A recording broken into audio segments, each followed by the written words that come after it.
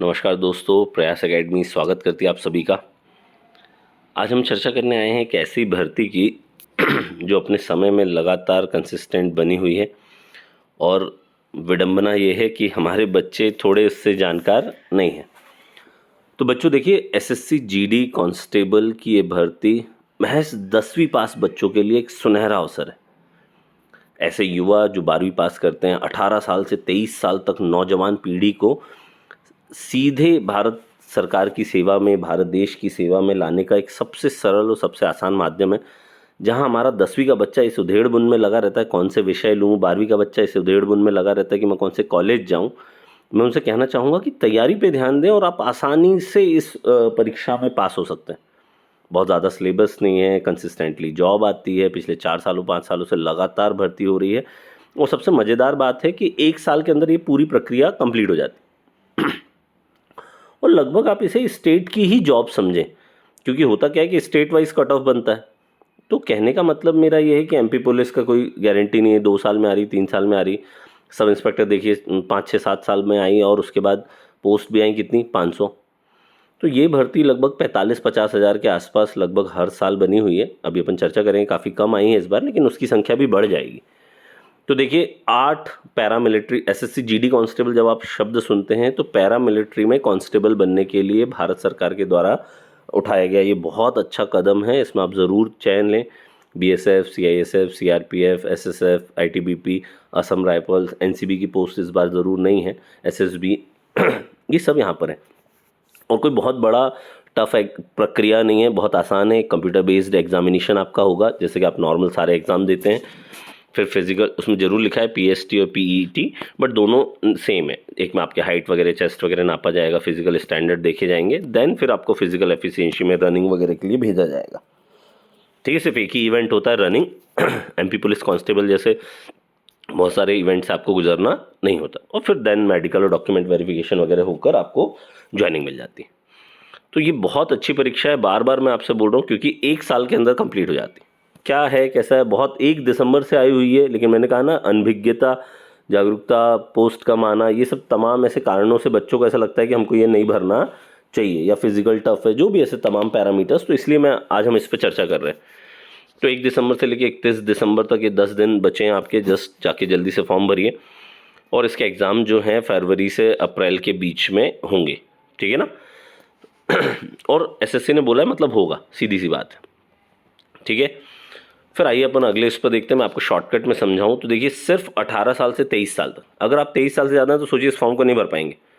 इसलिए मैं कह रहा हूँ कि बहुत अच्छा है। अगर आप कांस्टेबल देने जाते हैं तो पता चले 45 साल तक के लोग आपके साथ कंपटीशन कर रहे होते हैं। यहाँ पर एकदम यंग एज लड़कों के बीच में कंपटीशन होता है। अगर आप तैयार हैं, स्कूल लेवल पे अपने तैयारी पे ध्यान दिया है, तो आप इन एग्ज़ाम्स को बहुत ईजिली क्वालिफाई कर सकते हैं। पद संख्या 25,487 है, थोड़ा सा निराशाजनक है, पर घबराएं नहीं बच्चों। अभी बहुत सारे ऐसे कदम, हर बार ऐसा होता है, 10-15 हज़ार वैकेंसीज बढ़ती हैं। 2022 में भी 26,000 पोस्ट आई थी, जो कि बढ़कर 48,000 हो गई थी। तो प्लीज़ आप घबराएं नहीं, 25,400 डेफिनेटली 40,000 प्लस जाएंगी। तो आप बिल्कुल इस फॉर्म को ज़रूर अप्लाई करें। एग्ज़ाम डेट आपके हमने बताया टेंटेटिव है, अभी फरवरी से अप्रैल के बीच में। अंतिम तिथि आपकी 31 दिसंबर, अभी भी आपके पास में समय है। और देखिए, अगर आप इस एग्ज़ाम को क्वालिफाई करते हैं तो आप सीधे सीधे आप देख रहे हैं, आपको 45 से 50,000 रुपये सैलरी पहली बार में मिल जाती है। अगर आप स्टेट की कोई एग्ज़ाम की वैकेंसीज देखते हैं तो इतनी सैलरी पटवारी की भी नहीं होती आपके। तो मैं आपको चाहूँगा कि आप मस्त मन बनाएं, विडंबना के से दूर रहें, कोई पूर्वाग्रह ना पालें और मस्त इसकी तैयारी करें। ठीक है, 100 रुपये फीस होती है भैया, सिर्फ और सिर्फ ईडब्ल्यूएस, ओबीसी और जनरल बॉयज़, केवल लड़कों को, ये 3 कैटेगरी के लड़कों को बस ये देनी है। बाकी पूरी कैटेगरी की लड़कियों के लिए फ्री है, एसटी एससी के लिए फ्री है। ठीक है, तो आप इन फॉर्म को भरें। ये आप देख सकते हैं, एजुकेशन क्वालिफिकेशन कुछ नहीं, 10th पास मांगा है। जो भी डॉक्यूमेंटेशन आपके पास में है वो 1 जनवरी 2026 के पहले आपके पास होना चाहिए। चाहे वो एनसीसी सर्टिफिकेट हो, 10th-12th पास का पासिंग सर्टिफिकेट हो, कुछ भी हो, उस डेट के पहले आपके पास होना चाहिए।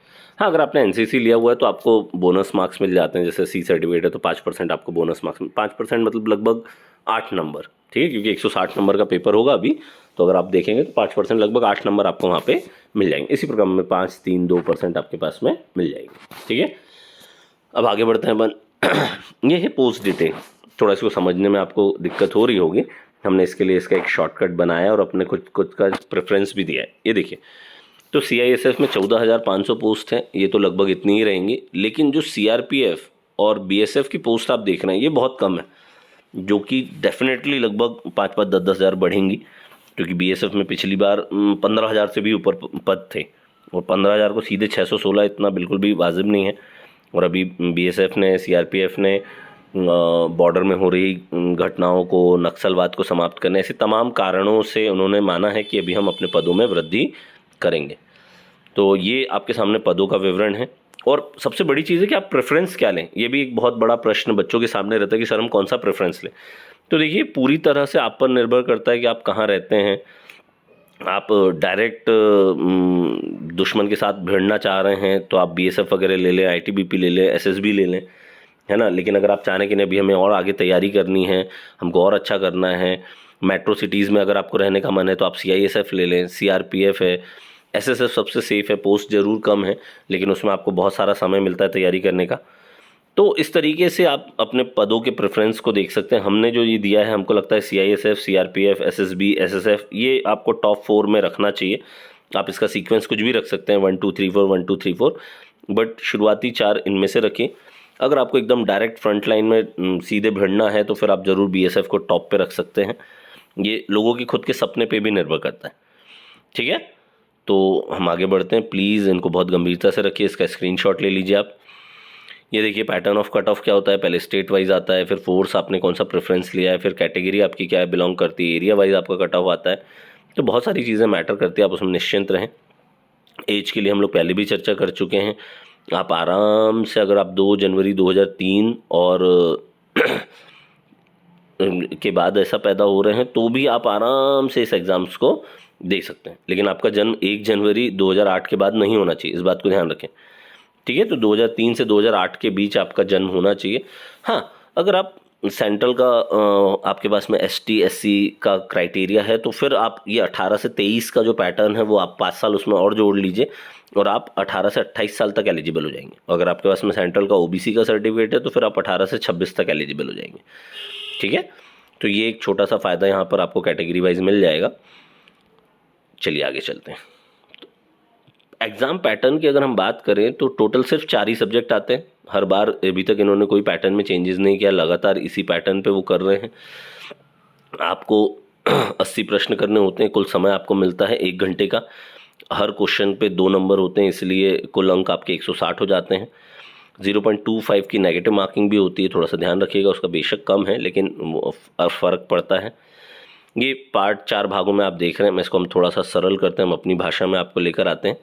ये देखिए, ये एकदम सरल, एकदम इजी कि आपको रीजनिंग के 20 क्वेश्चन आने, जनरल नॉलेज के 20 क्वेश्चन आने हैं और मैथमेटिक्स के 20 क्वेश्चन आने। और इन सब के मैंने बताया कि एक क्वेश्चन के 2 नंबर हैं तो 40-40 मार्क्स सबके रहेंगे। हिंदी या इंग्लिश, अगर आपकी हिंदी अच्छी तो आप हिंदी विषय का चयन करें, अगर आपकी इंग्लिश अच्छी तो आप इंग्लिश विषय का चयन करें, उसके 20 क्वेश्चन आपको मिलेंगे। तो ऐसा करके आप लगभग अपना क्राइटेरिया फिक्स कर सकते हैं। प्लीज़ बहुत अच्छे से इसकी तैयारी करें, बहुत आसानी से आपका सिलेक्शन हो जाता है।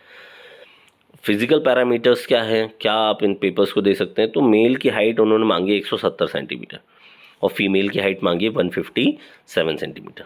यहाँ ध्यान देने वाली बात यह है, अगर आप ST कैटेगरी से हैं तो आप 162 सेंटीमीटर के पुरुष भी फॉर्म को भर सकते हैं और महिलाएं 150 सेंटीमीटर। तो देख रहे हैं बच्चों, जो मैं आपको बात कर रहा था, एक तो पहला तो क्राइटेरिया 18 से 23 साल, दूसरा क्राइटेरिया हाइट, इन तमाम और तीसरा क्राइटेरिया फिजिकल पैरामीटर। इन तमाम कारणों से जो बहुत अच्छा तबका है या जिनकी हाइट नहीं है या जो भी है, उन लोग इस फॉर्म से बचते हैं। तो जो इन क्राइटेरिया को फुलफ़िल करते हैं, आपको इन फॉर्म को बड़ी गंभीरता से भरकर तैयारी करनी चाहिए। रनिंग में भी आपसे कोई बहुत ज़्यादा नहीं मांगा जा रहा है। देखिए, मैंने कहा ना, एक ही इवेंट है सिर्फ और सिर्फ। तो इसको हम चलिए और थोड़ा सा सरल करते हैं। ये देखिए, सिंपल बात ये है कि शारीरिक दक्षता की अगर हम बात करें तो पुरुषों को 5 किलोमीटर दौड़ना है 24 मिनट में। जितना आसान मैं बोलने में लग रहा हूँ, ये थोड़ा सा टफ जाता है क्योंकि जो उनका टाइमिंग मैनेजमेंट तरीका वो थोड़ा सा अलग है, आर्मी स्टाइल है, तो थोड़ा सा आपको अनुशासन में रहते हुए ये सब करना होता है। आपकी बारी बहुत सुबह बुला के बहुत देर तक पे आती है, तो उसमें काफ़ी सारी चीज़ें मायने रखती हैं। महिलाओं को 1600 मीटर दौड़ना है या 1.6 किलोमीटर लिखा हुआ है, 1600 मीटर आपको 8.5 मिनट में दौड़ना है। तो ये पैरामीटर है बस, और कुछ भी नहीं। बाकी जगह तो आप 3 इवेंट 5 इवेंट देखते हैं, वैसा कुछ भी नहीं है। बॉयज़ के लिए आपने चेस्ट क्राइटेरिया भी यहाँ पे रखा हुआ है। फिर हम बात करते हैं हमारे मध्य प्रदेश के एग्ज़ाम सेंटर्स की। तो भोपाल, इंदौर, सागर, ग्वालियर, जबलपुर, सतना, उज्जैन, ये तमाम पूरे मध्य प्रदेश को कवर करने की कोशिश की गई है। आपका जो भी पास में सेंटर पड़ता है आप उसको चुन सकते हैं, ठीक है, और वहाँ जाकर परीक्षा दे सकते हैं। प्रयास एकेडमी हमेशा आपके साथ में है। हमने एसएससी फाउंडेशन बैच स्टार्ट किए हुए हैं, आप ज़रूर ज्वाइन करें। कोई भी आपको प्रॉब्लम होती है आप हमारे दिए गए नंबर्स पर, अगर आप हमारी कोचिंग में नहीं भी आते हैं तो भी आप मुझे दिए गए नंबर्स पर कॉन्टैक्ट कर सकते हैं। आपके उज्जवल भविष्य के लिए प्रयास एकेडमी हमेशा कामना करती है। All the very best.